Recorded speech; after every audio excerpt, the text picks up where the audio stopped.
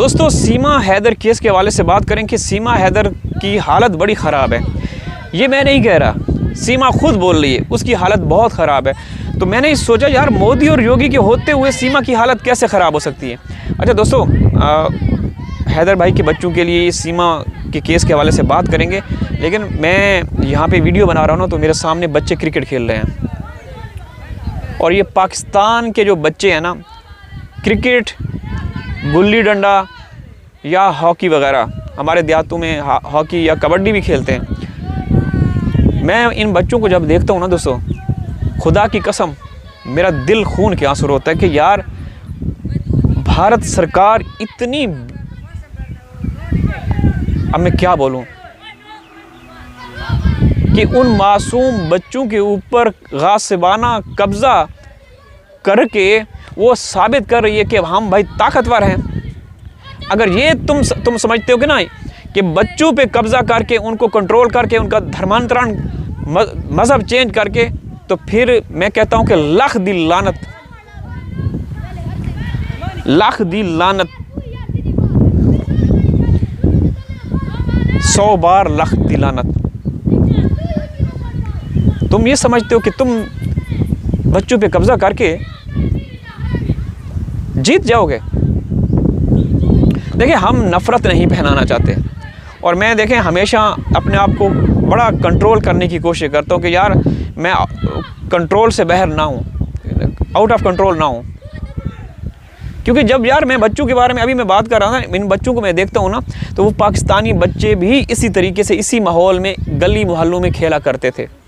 क्या वो इसी अंदाज में जो जिस तरीके से बच्चे खेल रहे हैं, शायद आप लोगों को आवाज़ें भी आ रही होंगी, क्रिकेट, गुल्ली डंडा, कोई कुछ खेल रहा है, कोई वो कंची बंटी खेलता है, तो क्या वो हिंदुस्तान में खेल पाएंगे?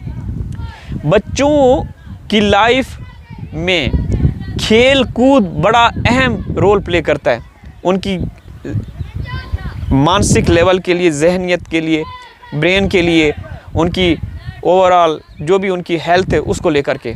वो बच्चे तो वहाँ हिंदुस्तान के एक ऐसे घराने में कैद हैं जो कंजर हैं, ख़ानदानी कंजर हैं, उन और ऐसे कंजर कि वहाँ के मोहल्लेदार, अड़ोस पड़ोस के लोग हमें बताते हैं कि 5 आ रहे होते हैं, 4 निकल रहे होते हैं, 4 जा रहे होते हैं, 6 आ रहे होते हैं। मतलब वहाँ पे जिस तरीके से अंजलि, सीमा, बबीता रानी, वो जो भैंस के मुंह वाली है, जो सचिन की माता है या जो भी है, सीमा की नकली जो सास है, वो सब कंजरों वाला काम कर रहे हैं। तो उस माहौल के अंदर आप बताएं, क्या सीमा के घर में या सीमा के पास जो लोग आते हैं कोई शरीफ लोग हैं, बुक राइटर हैं, हम उसको उर्दू में मुसन्निफ कहते हैं, पता नहीं हिंदी में क्या बोलते हैं, जो बुक राइटर, दानिशवार, पढ़े लिखे, वेल एजुकेटेड इंटेलेक्चुअल्स या साइंटिस्ट सीमा के घर में, या जो समाज सेवा करने वाले हैं, या जो समाज में सुधार पैदा करने वाले हैं, या वो पंडित जो धर्म की रक्षा करते हैं, वो सीमा के घर में आते हैं। आप बताएं, सीमा के घर में चरसी, मवाली, भंगी, गटर साफ करने वाले, वो पीने वाले जो सियासतदान हैं, कंजर, जिनका बैकग्राउंड भी कंजर है, जो रेड लाइट की पैदावार में से हैं, वो आते हैं। तो बताएं कि इस माहौल में उन मासूम बच्चों की जहनियत पे क्या गुजरती होगी। आप वीडियोस में देखते हैं कैसे सीमा उनको सिखा रही है, नचा रही है, बता रही है, ट्रेन कर रही है।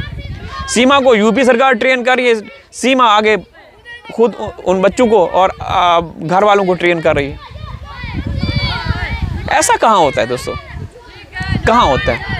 मेरी बातें कड़वी होंगी, सख्त होंगी, लेकिन इन्हीं बातों के अंदर वो सारे जवाब भी पोशीदा हैं, छुपे हुए हैं, वो सारी चीज़ें छुपी हुई हैं। मैं आप लोगों को कुछ और चीज़ें दिखाना चाहता हूँ दोस्तों। मुझे यार ये सिस्टम कैसा सिस्टम है दोस्तों,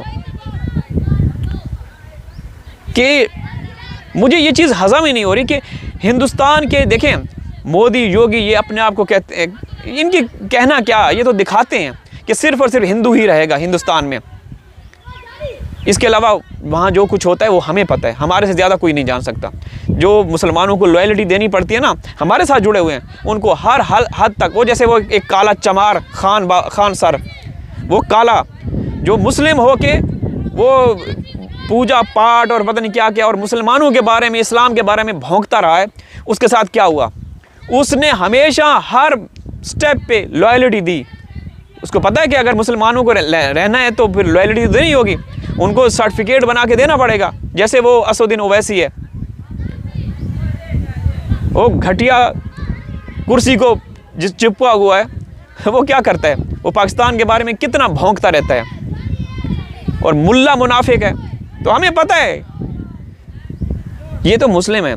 जो पाकिस्तानी हिंदू आपके देश में गए हैं, उनके साथ जो व्यवहार हो रहा है दोस्तों, वो देखने लायक है।